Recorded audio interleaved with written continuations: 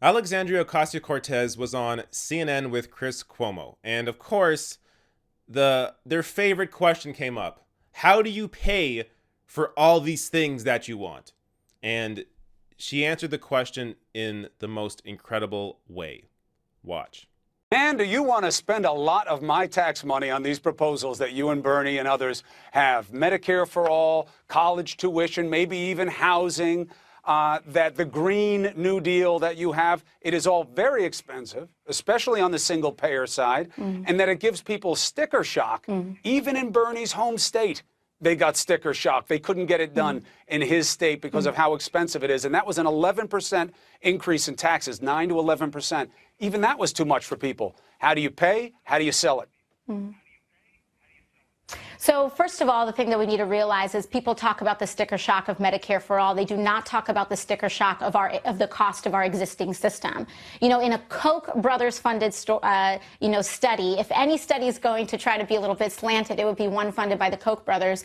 It shows that Medicare for all is actually much cheaper than the current system that we pay right now. And let's not forget that the reason that the Supreme Court upheld the Affordable Care Act is because they ruled that each of these monthly payments that everyday Americans make is a tax. And so while it may not seem like we pay that tax on April 15th, we pay it every single month, or we do pay a tax season if we don't buy, these plans off of the exchange. So we're paying for this system. We Americans have the sticker shock of healthcare as it is. And what we're also not talking about is why aren't we incorporating the cost of all the funeral expenses of those who die because they can't afford access to healthcare? That is part of the cost of our system. Why don't we talk about the cost of reduced productivity because of people who need to go on disability, because of people who are not able to participate in our economy, because they're having issues like diabetes or they don't have access to the healthcare that they need.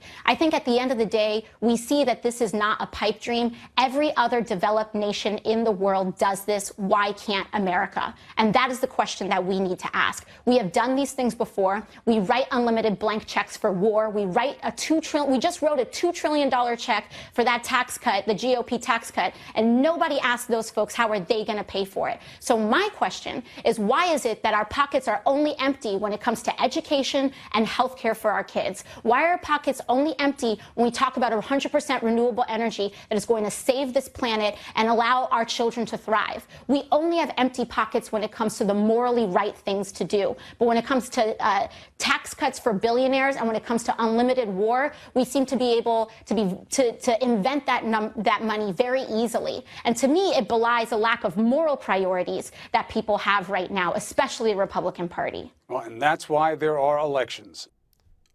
Oh my God. Honestly, I think that is the best answer to that how do you pay for a question I have ever seen from anyone. From better than anything I've ever seen from Bernie, better than anything I've ever seen from any other politician. That is how you answer that question. You make the person that asked that question feel stupid. Chris Cuomo there should feel stupid for asking that question because it is a stupid question, but it's one that needs to be answered in a way like this to finally change the conversation around that question. So look at the framing, from the beginning of this clip, the heartless framing of that question. Man, do you want to spend a lot of my money? Is that how he begins a question when he's asking or when they're talking about military spending? Man, you guys want to spend a lot of my money on the military. Can you imagine if Chris Cuomo did that? Can you imagine? Or even on something that it would be easier for him to do on, like on tax cuts for the rich. No, they never frame it like that. And this quote here from Cuomo, maybe even housing. Oh, maybe even housing. Yeah. How dare people have a place to live? You even want to spend my money on housing? You're insane. Oh my, these people are hilarious. Too expensive, especially on the single payer side. Does he do any research? The study that Ocasio-Cortez referenced came out last week. It's recent news. If Cuomo did actual research, he could have brought that study up and said, hey, yeah, this study came out showing that this Koch brothers funded study from a libertarian think tank shows that Medicare for all would save $2 trillion over 10 years. Isn't that interesting? That does go to your point. So you're right. Nope, no mention. Nothing. So this is the problem with the framing of these questions, with how mainstream media frames anything about spending. Whenever it's for anything to help people, whether it's healthcare, housing, education, it's, oh, how do you pay for it? But military spending or tax cuts for the rich, nothing. No questions at all about how that's expensive.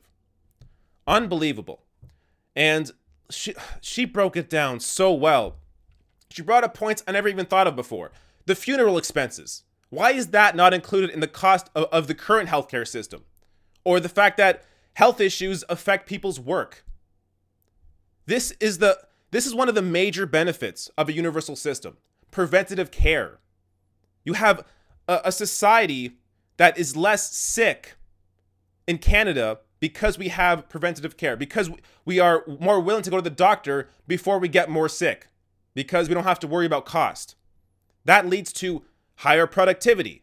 That leads to less people sick at work. That leads to less chance of infecting other people at work when you're sick. So these things aren't even thought of in the healthcare discussion. Now, Cuomo's only response, and that's why there are elections. Yes, indeed. That is why there are elections. And the more people see the message like this, the more they're going to be convinced that this is the way to go, that other candidates should also be running on this same message. And just to show you how Alexandria Ocasio-Cortez is changing the conversation, here's a tweet she put out this week about the Space Force. So here's what she tweeted out. But how are we going to pay for the Space Force? Oh, wait, sorry. We only ask that when it comes to healthcare, education, and saving the planet. Yep. And if you look at the reaction there from people, 16,000 retweets, 63,000 likes. That tweet blew up. Alexandria Ocasio-Cortez, because she has the eyeballs now of the mainstream press, they're going to begin seeing this sort of framing. They're going to begin realizing how ridiculous the framing of their questions have been. And they're going to slowly start changing how they ask the questions. Maybe they will start now asking the GOP about increasing military spending and how that's expensive. How are you going to pay for that? So that's why it is so important, so incredible that Ocasio-Cortez won her race against Joe Crowley, because she now has the eyeballs of mainstream press and is able to use her platform to change the conversation.